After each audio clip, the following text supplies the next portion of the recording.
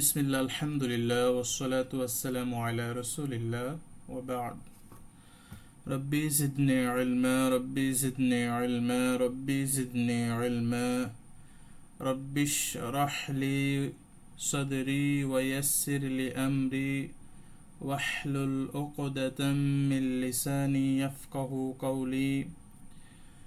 সম্মানিত উপস্থিতি, আজ আমরা যে ক্লাসটি করব, আজকের ক্লাসের টপিক হবে চারটা সিফাতের প্রকারের ভিতরে দুইটা বিপরীত প্রকার। আমরা অলরেডি পড়েছি হামজাহর এই বিপরীত প্রকার, যার আলোচ্য বিষয় ছিল বাতাস প্রবাহিত থাকা বন্ধ রাখা।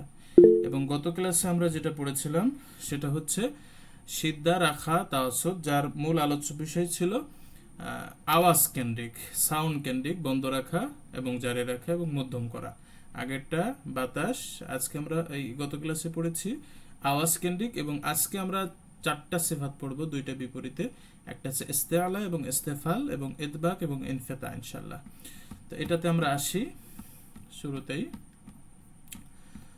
তো এই যে ইস্তেআলা, ইস্তেআলা এর আবেদনিক অর্থ হচ্ছে উঁচু করা, উপরে ওঠা, উন্নতি করা, আবেদনিক অর্থে। হ্যাঁ, ইংরেজিতে বলে দ্য এলিভেটেড। পারিভাষিক অর্থ ইস্তেআলা এমন সিফাতকে বলে, এটাতে খেয়াল করবেন পারিভাষিকে, যে ইস্তেআলা এমন সিফাতকে বলে যার হরফগুলো উচ্চারণ করার সময় জিহ্বার গোড়া উপরের দিকে উঠাতে হয়। ইস্তেআলা বিশিষ্ট হরফে সর্বক্ষণিক সবসময় জিহ্বার গোড়ার পজিশন মনে রাখবেন, যে গোড়ার পজিশনটা সার্বক্ষণিক উপরে উঠে তুলে রাখতে হয়, যার ফলে এই হরফগুলো উচ্চারণের সময় সর্বদা তাফকিম অর্থ মোটা, সর্বদা তাফকিম হয়ে থাকে, মোটা হয়ে থাকে। আর এই হরফগুলো হচ্ছে ইস্তেআলা এর হরফগুলো হচ্ছে সর্বমোট 60টি, যেটা সবসময় তাফকিম হয়, যার ভিতরে হচ্ছে য, কফ, ত, গইন, বদ, সদ এবং খ। তো এর পজিশন দেখেন সব সময়। দেখুন এখানে কাফ এবং কফ দেখা হয়েছে, কাফটা কিন্তু জিহ্বার গোড়া থাকে না, এই যে দেখেন ফাঁকা রয়েছে। কিন্তু এই কফের ক্ষেত্রে দেখুন জিহ্বাটা সবসময় দেখেন একেবারে গোড়া থেকে দাদরুল লিসান একদম লেফটে আছে, এই যে জিহ্বার গোড়ার পজিশন। এবং এই হরফগুলো এই জিহ্বার মাঝে এমন একটা পজিশন তৈরি হয়, আপনার আওয়াজটা এর ভিতরে একটু আটকিয়ে যায়, মানে হয় আর কি, বলা যেতে পারে যে মাঝখানে একটু ঘুরপাক খায়, যার ফলে আওয়াজটা, এই অন্যান্য হরফটা আওয়াজটা পুরোপুরিভাবে জিহ্বাতে বেরিয়ে যায়, কিন্তু এটা পুরোপুরি ভাবে বের হয় না, যার ফলে এর আওয়াজটা হবে আপনার অ এর মতো। যেমন এটা আমরা যদি পড়ি দ জবর ল, এটা জবরে আপনি ভালো ক্লিয়ার হতে পারবেন, জবরের কায়দা ফেললে। ক, দেখেন ক, ততে আসেন ত, গতে আসেন গ, দে আসেন দ, সদে আসেন স, খতে আসেন খ।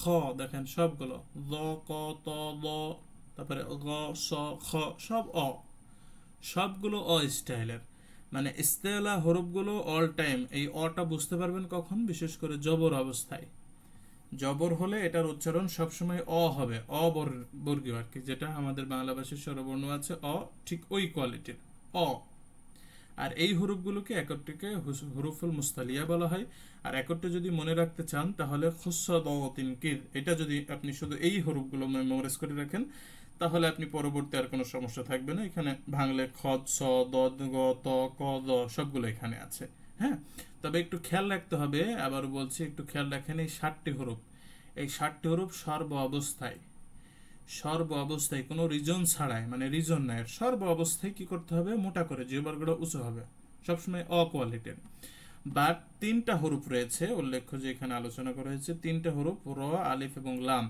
এই 3টি হরফ কখনো অস্থায়ী, কখনো মোটা এবং কখনো পাতলা হয়, মানে এটা হচ্ছে অস্থায়ী মোটা হরফ এক কথায়।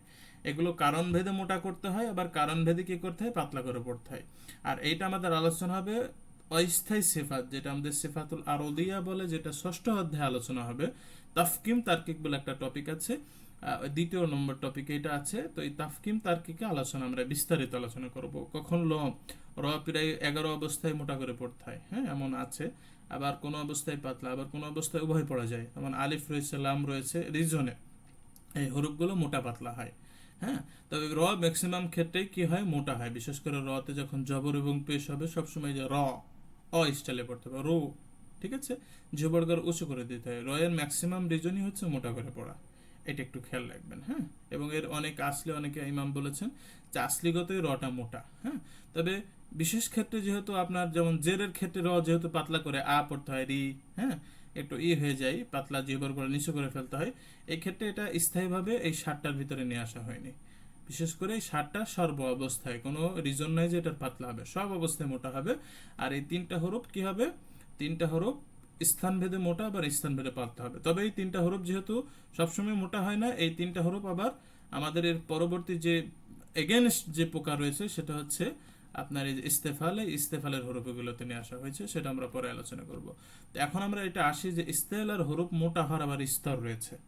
মোটা হওয়ার স্তর বলতে এই যে হরফগুলো মানে কিছু মোটা আছে সর্বোচ্চ করতে হয়, হ্যাঁ, আবার কিছু এভাবে নিচে নিচে আসে, মানে স্তর ভেদে এর স্তর রয়েছে, যে এমন স্তর রয়েছে যেটা সর্বোচ্চ মোটা করতে হয়। তো এমন স্তর রয়েছে মোট 6টি, এখানে 5টি লেখা আছে, এটা একটু টাইপিং এ মিসড, আপনার এখানে 6টি লিখে নেবেন, হ্যাঁ।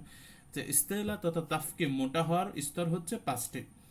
তো প্রথম স্তরে সর্বোচ্চ মোটা হয়, সেটাই প্রথম স্তরটা কি, যে ইস্তেলা হরফগুলোতে জবরের সাথে যখন মাদ হয়, এই যে সদ জবর স, এরপরে যদি আলিফ, যেমন আলিফ আইছে, এটা মাদ হয়েছে, তখন এটা লং টান দিতে হয়, যার ফলে এটা তখন একটু বেশি মোটা শোনায়, যেমন স, স, দ, ত, এটা সর্বোচ্চ মোটা হবে দ, হ্যাঁ। যদি আমরা এই পড়ি ক্বালা খালিদিনা, এটা সর্বোচ্চ মোটা হবে। এটা হচ্ছে প্রথম স্তর। আর দ্বিতীয় স্তর যে মাদের হরফ থাকবে না, শুধু জবর স, এখানে এটাতে স একটু দেখেন একটু মোটা কিন্তু বেশি হয়েছে। আবার এখানে যদি পড়ি স, তাহলে সেই মোটাটা হচ্ছে না, কারণ এখানে টানটা বেশি থাকছে, যার ফলে মোটার স্তরটা বেশি ওখানে প্রকাশ পাচ্ছে। খেয়াল করুন। তো যদি মাদ থাকে তাহলে সর্বোচ্চ মোটা করতে হয়, আর যদি মাদ না থেকে শুধু জবর থাকে তাহলে ওর থেকে একটু কম করতে হয়, হ্যাঁ। সদা ক, তলাবা, ঠিক আছে, খরাজা, এইভাবে পড়বো আমরা ইনশাল্লাহ। তো এটা হচ্ছে দ্বিতীয় স্তর, যে শুধু জবর থাকা। তৃতীয় স্তর হচ্ছে পেশ থাকা শুধু, সো দো তো দো গো, খো গো কো, হ্যাঁ, এটা পেশ থাকলে খোলে ক, গো ফি র, এটা হচ্ছে তৃতীয় স্তরের মোটা হবে, তৃতীয় নম্বরে এসে, ঠিক আছে। আর চতুর্থ স্তর হচ্ছে যে আগে সুকুন, এই সরি আগে জবর অথবা পেশ, জবর অথবা পেশ পরে সুকুন।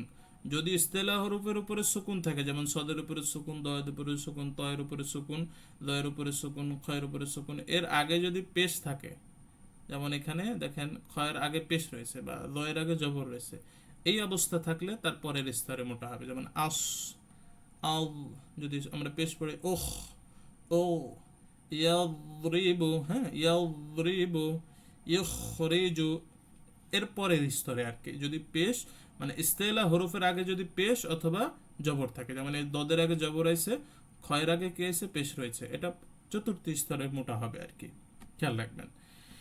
এরপরে পঞ্চম যে স্তর সেটা হচ্ছে যে জেরের মানে ইস্তেলা হরফ হবে সুকুন অবস্থা এবং এর আগে যদি জের থাকে, আগেরটা হচ্ছে জবর এবং পেশ, আর এর পরেরটা হচ্ছে যে সুকুন অবস্থায় আগের হরফে কি হবে, জের থাকবে, যেমন এস, এল, এ ত, এল, এই যে এই অবস্থা আফরেল, হ্যাঁ, ওখলোক, এটা একটু এসে আসছে, এটা পেশের এক্সাম্পল চলে আসছে, যেমন আমরা এটা যদি পড়ি ইহফিল, এটা পঞ্চম স্তরের মোটা হবে আর কি। আর লাস্ট যে স্তর সব থেকে কম মোটা হয় যে অবস্থায়, সেটা হচ্ছে ইস্তেআলা হরফগুলোতে যদি খালি জের আসে, সই, লি, তেই, হ্যাঁ, এটা একটু কম বোঝা যায় এবং মনে হয় যে এটা মনে হয় পাতলা হয়ে যায়, হ্যাঁ। এটা স্বাভাবিক বিষয়, এটা যেহেতু একটু জের মানে একটু নিচের দিকে টানে, তো জিহ্বা সাধারণত নিচের দিকে টানবে, যার ফলে এটা একটু কম মোটা হবে, হ্যাঁ। তৈ, লি, অনেকে দাল এবং দটা পার্থক্য করতে পারে না যে অবস্থায়, হ্যাঁ। দালটা হবে রি একেবারে পাতলা, আর এটা হবে রি একটু মোটা কোয়ালিটির, হ্যাঁ, খি, রি, তৈ, ঠিক আছে। এটা একটু কম বোঝা যায় জের অবস্থায়, খুবই কম বোঝা যায়। খেদেমা, যিলালুন, সিরাতুন, ঠিক আছে, সিন যাতে না হয়, সিনে হয় সিরাতুন, হ্যাঁ, যদি সিন পড়ে আর সদ পড়লে হবে সিরাতুন, হ্যাঁ, এটা একটু কোয়ালিটির ভাব হবে সর্ব অবস্থায়, ঠিক আছে। তো ইস্তেলার এই 7 হরফকে হরফুল মুকাফফাম বলা হয়, মানে মোটা বিশিষ্ট হরফ, যেটাকে ফার্সি পরিভাষায় বলা হয় পোর হরফ। আমরা যখন যদি কেউ ছোটবেলায় কায়দা পড়ে থাকবেন, তাহলে এই যে পোর হরফ বলা হয়, পোর এটা হচ্ছে ফার্সি পরিভাষা, হ্যাঁ, ফার্সি পরিভাষা। এটা আরবি পরিভাষা হচ্ছে মুফাফফাম, হ্যাঁ। আর বাকি 22টি হরফকে বলা হয় যে আরবি হরফের বাকি 7টি বাদে বাকি অন্যান্য যে হরফগুলো আছে মোট 22টি, এটাকে বলা হয় হরফুল মোরাক্কাক, মানে পাতলা বিশিষ্ট, যেটাকে আমরা ফার্সিতে পড়েছি, মানে বাংলা কায়দাতে পড়েছি বারিক হরফ। বারিক করে পড়তে হয়, বারিক মানে পাতলা করে পড়তে হয়, ঠিক আছে। তো আমরা যেটা পরিভাষা ইউজ করবো সেটা হচ্ছে মুখাফফাম, হ্যাঁ, তাফকিম করে পড়বো, মোটা করে। আর তার্কিক, এক কথায় তার্কিক মানে পাতলা করে, তাফকিম তার্কিক, যেটাকে ফার্সি পরিভাষায় বলা হয় পুর এবং বারিক, এটা খেয়াল রাখবেন। তো এখন আমরা যেটা পড়লাম সেটা হচ্ছে কি, যে জিহ্বার গোড়া উঁচু করে সবসময় অ স্টাইলে যে হরফগুলো পড়তে হয়, মোটা হরফ, সেই হরফগুলো 7টা, সেটা হচ্ছে ইস্তেআলা। এর বিপরীত এগেইনস্ট যে প্রকার সেটা হচ্ছে ইস্তেফাল, ওর বিপরীত। মানে ওইটা আগে পড়লাম যে মোটা করতে হবে, তো এখন ওর বিপরীত হচ্ছে ইস্তেফাল, যেটার উদ্দেশ্য হচ্ছে পাতলা করে পড়া। তো এর আবিধানিক অর্থ পড়ি। ইস্তেফাল এর আবিধানিক অর্থ হচ্ছে নিচে নামা, নিচু করা, নিচু হওয়া, নিচু পতিত হওয়া, নিচের দিকে থাকা ইত্যাদি, যেটাকে ইংরেজিতে বলে দ্য লোয়ারিং।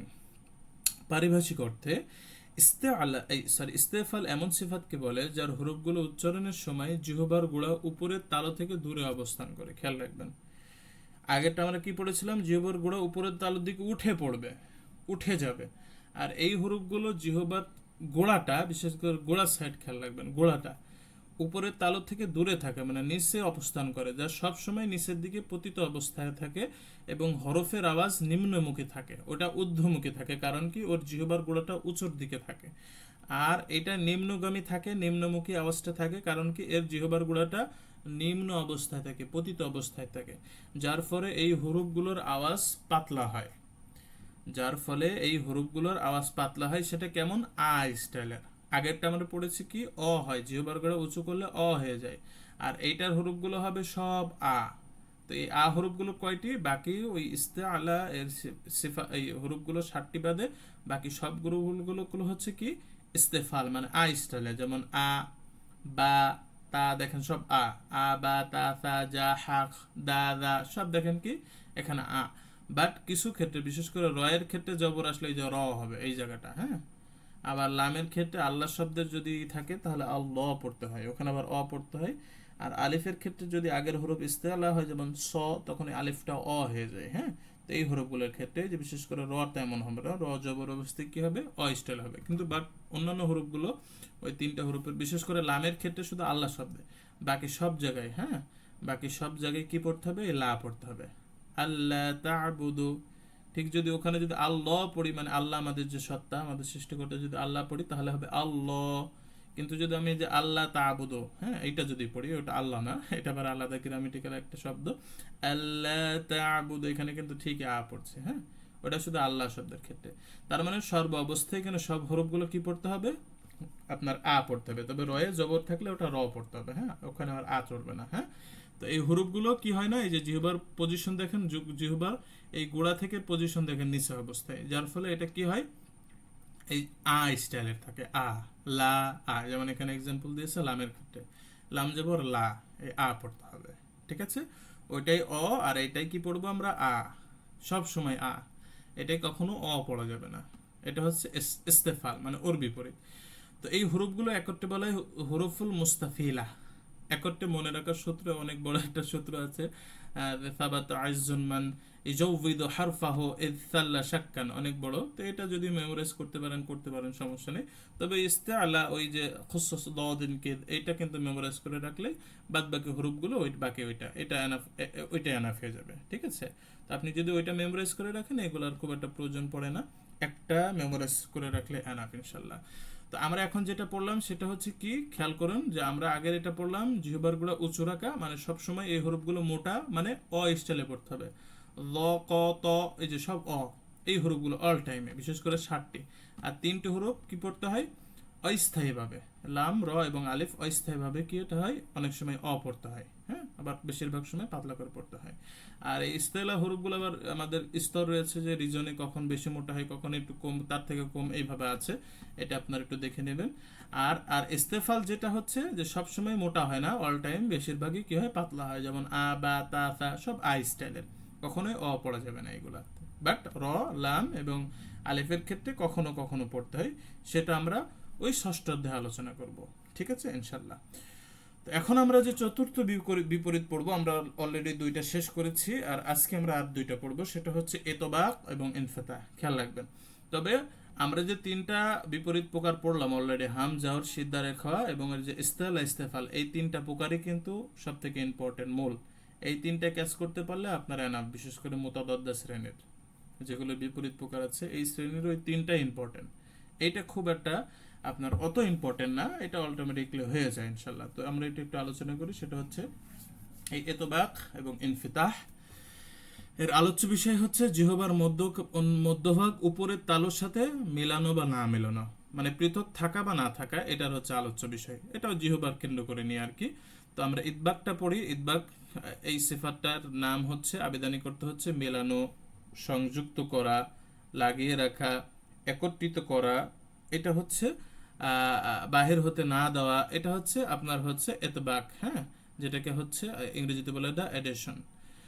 তো অ্যাডহিশন। তো পারিভাষিক অর্থ ইতবাক এমন সিফাতকে বলে যার হরফগুলো উচ্চারণ করার সময় জিহবার আগা ও সাথে গুড়ার কিছু অংশ উপরের দিকে উঠিয়ে উচ্চারণ করতে হয়, এবং জিহবা ও তালুর মাঝ থেকে আওয়াজটা কি করে খায়, ঘুরপাক খায়, যার ফলে মুখে পরিপূর্ণ বাতাস থাকে এবং এর আওয়াজও বেশি ভারী শোনা যায়। তো এই হরফগুলো হচ্ছে সদ, দত, ত, দা। তো এই ক্ষেত্রে আমাদের অনেক ক্ষেত্রে গোল পাকিয়ে যায়, একটু খেয়াল করুন।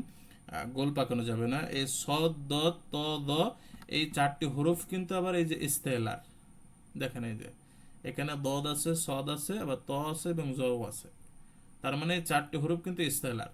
তো ওর ভিতরে এর পার্থক্য কি, এই চারটি হরফের জিহবার গোড়া কিন্তু এই জিহবার গোড়াটা হচ্ছে উপরের দিকে ওঠে, এই সবগুলোই ওঠে, এই সবগুলোই জিহবার গোড়া উপরে ওঠে। কিন্তু বাকি হচ্ছে আপনার এই কফ, গয়নার ক্ষয়ের ক্ষেত্রেটা এই শুধু জিহবার গোড়া ওঠে, বাদ বাকিটা ওঠে না, পতিত অবস্থায় থাকে। বাট এ দদ, সদ এবং দ এবং ত, এই হরফগুলো শুধু জিহবার গোড়াটাই নাই, জিহবার গোড়ার সাথে জিহবার আগার পজিশনটা উপরের দিকে উঠে যায়। একটু খেয়াল করুন। সদ যখন আপনি পড়বেন স, দেখেন। ল যখন আপনি পড়বেন ল, ত যখন পড়বেন তখন অটোমেটিকলি উপরের দিকে, উপরের তালের সাথে লাগাতে হয় ত, ল। তো যখন আপনি এইটা করবেন তখন এই মাঝখানে আওয়াজটা আটকে যায়, ঘুরপাক খায়, যার ফলে এটা বেশি মানে বেশি মোটা হয়। যেহেতু এটা সম্পূর্ণরূপে প্রায় বলা যেতে পারে জিহবার গোড়াটা বেশিরভাগ গোড়াতে ওঠাতে হয়, আগাটা উঠে যায়, যার ফলে এটা ওই বাদবাকি হরফ তাফখিম যেটা হরফ আছে কফ, খ এবং গয়েন, এর থেকে এই চারটি হরফ বেশি মোটা হবে ওর থেকে। এটা হচ্ছে ইদবাক।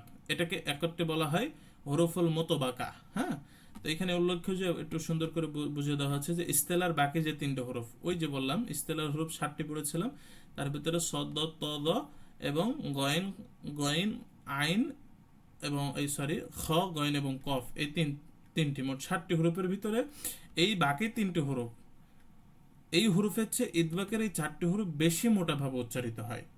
কেননা এই হরফগুলো জিহবার গোড়া সহ জিহবার আগা মাখরাজের স্থানে ওঠাতে হয়, যার ফলে যেটা আমি বললামই আওয়াজটা বেশি মোটা হয়। এই জন্য আমাদেরকে মনে রাখতে হবে যে সব ইস্তেআলার হরফ, ইস্তেআলা মানে কি, জিহবার গোড়া উঁচু করা, এই জিহবার গোড়ার উঁচু করার হরফ 60টি, এই 60টি হরফই কিন্তু ইদবাক নয়, কারণ ইদবাকের হরফ হচ্ছে 4টি। ঠিক আছে, ওই 60টি হরফের ভিতরে আসবে না। কিন্তু সব ইদবাকের হরফ, সব ইদবাকের হরফ মানে এই 4টি হরফ, মানে সব, এই সব ইদবাকের হরফ কিন্তু ইস্তেলার, কারণ ওই ইস্তেলার ভিতরে 4টি হরফ রয়েছে। এটা কিন্তু একটু বুঝতে হবে যে ইস্তেলার 60টি হরফই কিন্তু ইদবাকের হবে না, কারণ ইদবাক মূলত 4টি। বাকি এই গয়েন, খ এবং কফ, এটা হবে না, কারণ এই গয়েন, খ, কফের শুধু জিহবার গুড়াটা ওঠে, আগাটা কিন্তু নিচের দিকে পতিত থাকে, যার ফলে এইটা অমন মোটা হয় না। ঠিক আছে, কিন্তু ইদবাকের যেটা আছে সদ, ত, দ, এটা কিন্তু আবার ইস্তেলার। তো এটার পার্থক্য কি, যে ওটার থেকে এটা একটু মোটা হয়, তো অটোমেটিকলি এমনি মোটা হয়। তবে এটা এই জন্য বললাম, আমি আগেই বললাম যে খুব একটা ইম্পর্টেন্ট না, কারণ অটোমেটিকলি এটা একটু বেশি মোটা হয়ে পড়ে। হ্যাঁ, তবে খেয়াল রাখতে হবে বিশেষ করে আগের তিনটা বিপরীত প্রকার, হামজাহর, সিদ্ধা রেখা এবং ইস্তালা ইস্তেফাল, এই তিনটা ক্যাচ করতে পারলে এনাফ। হ্যাঁ, তবে এইটা একটু দেওয়া হয়েছে যে একটু একটু বেশি করতে হবে, হ্যাঁ, এটার জন্য দেওয়া। আর এর বিপরীত হচ্ছে ইনফেতা, ইদবাকের আবেদনের করতে খুলে যাওয়া, পৃথক থাকা, দূর হওয়া, উন্মুক্ততা ইত্যাদি ইংরেজিতে বলে, এটারই হচ্ছে দ্য ওপেন, পারিভাষিক অর্থে ইনফিতা এমন সিফাতকে বলে যার হরফগুলো উচ্চারণ করার সময় জিহ্বা উপরের তালু থেকে দূরে থাকে এবং জিহ্বা নিচের দিকে চেপে রেখে হরফগুলো উচ্চারণ করতে হয়, অর্থাৎ এই হরফগুলো উচ্চারণ করার সময় জিহ্বা এবং তালুর মাঝ থেকে আওয়াজ ঘুরপাক খাবে না। আগের হরফগুলো কিন্তু আওয়াজটা ঘুরপাক খাবে, আটকে যায় স দ ত, যার ফলে এটার মোটা হবে। আর এগুলোর ঘুরপাক খাবে না, একদম স্বতঃস্ফূর্তর সাথে একেবারে ক্লিয়ারলি বাহির হয়ে যাবে। হ্যাঁ, তো এই ইনফিতার হরফ হচ্ছে ওই চারটি বাদে বাকি সবগুলো আ বা তা সা খ, খটা দেখেন ক্লিয়ারলি বাহির হয়ে যাবে, যদিও অ আসছে কিন্তু ক্লিয়ারলি বাহির হবে, অত মোটা করে না। হা, এই সরি এই যে আমি জিম পড়লাম, এই যে খ এখানে, এটা যাটা সাধারণত স্বাভাবিকতে বাইর হবে খয়ের ক্ষেত্রে। তারপরে এই যে গয়নের ক্ষেত্রে গ, কিন্তু আমি সৎ যদি পড়ি স, দেখেন আটকে যাচ্ছে, ভিতরে আওয়াজটা ঘুরপাক খাবে, যার ফলে একটু বেশি মোটা হবে। কিন্তু গয়নের ক্ষেত্রে গ বেরিয়ে যাচ্ছে, অ হলেও কিন্তু বেরিয়ে যাচ্ছে। তো যার ফলে এই হরফগুলো কি ইনফেতা, মানে জিহ্বার গোড়া কি থাকে এমন এই সামনের অংশ পতিত অবস্থায় থাকে, যার ফলে কি হয় এটা ইনফেতা মানে পৃথক থাকে আর কি, এক কথায়। এই জন্য ওই তিনটা হরফ ইস্তেলা হওয়ার সাথেও ইনফেতার ভিতরে নিয়ে আসা হয়েছে। ঠিক আছে, তো এগুলো একত্রে মনে রাখার সূত্র হচ্ছে এই যে এখানে মান আখাদা ওয়াজাদা সাহাতা ফাজাক্কা হাক্কুল্লাহ শারবুন গাইথি, এত বড় মনে রাখার দরকার নেই, খুব একটা ইম্পর্টেন্ট না, কেউ রাখতে চাইলে করতে পারে। এগুলোকে হরফুল মুনফিতা বলা হয়। আর গত ক্লাসে আমরা যেটা শিখবো সেটা হচ্ছে পঞ্চম বিপরীত প্রকার ইদলাক এবং ইসমাত। এটা সিফাতের সাথে খুব একটা সামঞ্জস্য তো নাই, তবে এটা গ্রামেটিক্যাল একটা বিষয় রয়েছে, এটা একটা ইম্পর্টেন্ট। তবে ইম্পর্টেন্ট বললাম যে বিশেষ করে লাস্টের দুইটা বিপরীত প্রকার খুব একটা ইম্পর্টেন্ট আপনার জন্য না। বিশেষ করে আপনাকে বেশি এই মোতাদদ্দা শ্রেণীর যে সিফাতগুলো রয়েছে, এই যে সিফাতুল মোতাদদ্দার যে 10টি প্রকার রয়েছে তার ভিতরে 5টি বিপরীত, এই হামস, জাহর, সিদ্দা রেখা এবং ইস্তেলা এবং ইস্তেফাল, এই প্রকারগুলো আপনাকে বেশি মনোযোগ দিতে হবে। অটোমেটিকলি এটা হয়ে যাবে 7 এবং 9, বিশেষ করে এই 5টার ভিতরে এই লাস্ট দুইটা বিপরীত প্রকার অটোমেটিকলি হয়ে যাবে। কিন্তু এই প্রথম 3টা বিপরীত প্রকার, এই প্রকারগুলো কিন্তু খুবই ইম্পর্টেন্ট। এটা হচ্ছে বাতাস জারি রাখা না রাখা হামসের, সিদ্ধাটা আওয়াজ নিয়ে, আওয়াজ কোনটায় জারি রাখতে হবে, কোনটায় ধরে রাখতে হবে, কোনটায় আবার মিডিয়াম ধরে রাখতে হবে। আর ইস্তেলা ইস্তেফাল, যে কখন আমি শব্দটা মোটা মানে অ করব, আবার কখন আমি ওই শব্দটা আ করব। ঠিক আছে, এক হচ্ছে বাতাস প্রবাহিত রাখা, যেমন আফ, আফা, এই বাতাস প্রবাহিত রাখতে হবে ফায়। আর একটা সিদ্ধা হামসের ভিতরে, যেমন হামসে আমি বাতাস প্রবাহিত রাখবো, আবার কিছু হরফ রয়েছে আমাকে বাতাস বন্ধ রাখতে হবে, আব, আব্বা, এই যে এখানে বাতাস বন্ধ। এই বাতাস বন্ধ রাখা না রাখা এটা কিন্তু আপনাকে কাজ করতে হবে, যে কোন হরফে বাতাস বন্ধ থাকে কোনটাই থাকে না। আর একটা সাউন্ড নিয়ে, যেমন সাউন্ড কোনটাই বন্ধ থাকবে কোনটাই থাকবে না, যেমন আমি যদি পড়ি আদা, এই যে দালে সাউন্ড আমাকে বন্ধ রাখতে হবে, এখানে কখনোই জারি রাখা যাবে না। আবার কিছু হরফ রয়েছে সবসময় সাউন্ডটা জারি রাখতে হবে, আচ্ছা সিনের সবসময় সাউন্ডটা জারি রাখতে হবে। আবার কিছু হরফ রয়েছে যেটা আমাকে মিডিয়াম পরিমাণ জারি রাখতে হবে, যেমন লাম, আল্লাহ, আম, আমি যদি আমি এই পড়ি নুন পড়ি আন, মিডিয়াম পরিমাণ গুণা ধরে রাখতে হবে, এমন বিষয় রয়েছে। আর কিছু হরফ রয়েছে যে আরবি 29 হরফের ভিতরে কিছু জায়গায় কিছু হরফ রয়েছে আমাকে অ স্টাইলে পড়তে হবে, মোটা করতে হবে, জবর করে উঁচু করে দিতে হয়। যেমন আমি যদি পড়ি সদ, তাহলে পড়তে হবে স অ, কিন্তু আমি যদি ফা পড়ি তাহলে পড়তে হবে ফা আ, সেটা হচ্ছে ইস্তেফালা হরফ। তো কোনটা ইস্তেলা জিহ্বার গুলো উঁচু করতে হয়, কোনটা নিচু করতে হয়, এটা খেয়াল রাখতে হবে। আর বাদ বাকি অটোমেটিকলি আপনার হয়ে যাবে, এগুলো খুব একটা না। আর লাস্টেরটা তো গ্রামাটিক্যাল বিষয়। বিশেষ করে এই 3টা বিপরীত প্রকার আপনারা খুবই বেশি মনোযোগ দিবেন। এবং নেক্সট ক্লাসে আমরা ইজলাক এবং স্মার্টটা পড়বো।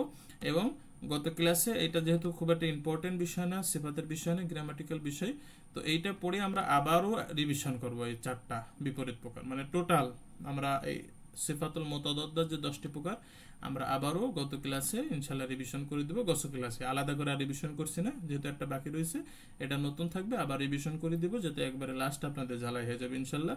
তো যারা বিষয়টা বুঝেনি বা অনেক যারা গ্যাপ গিয়েছে তারা ইনশাল্লাহ গত ক্লাসে থাকার অবশ্যই চেষ্টা করবেন, এবং যারা ছিলেন তারা তো থাকার চেষ্টা করবেনই। আপনার জন্য মানে সেফাতের বিষয়টা তো একটু ধরা নতুন, আমাদের যেহেতু বেশিরভাগই মানুষেরই নতুন, তো এটা ধরা কিন্তু একটু কষ্টকর।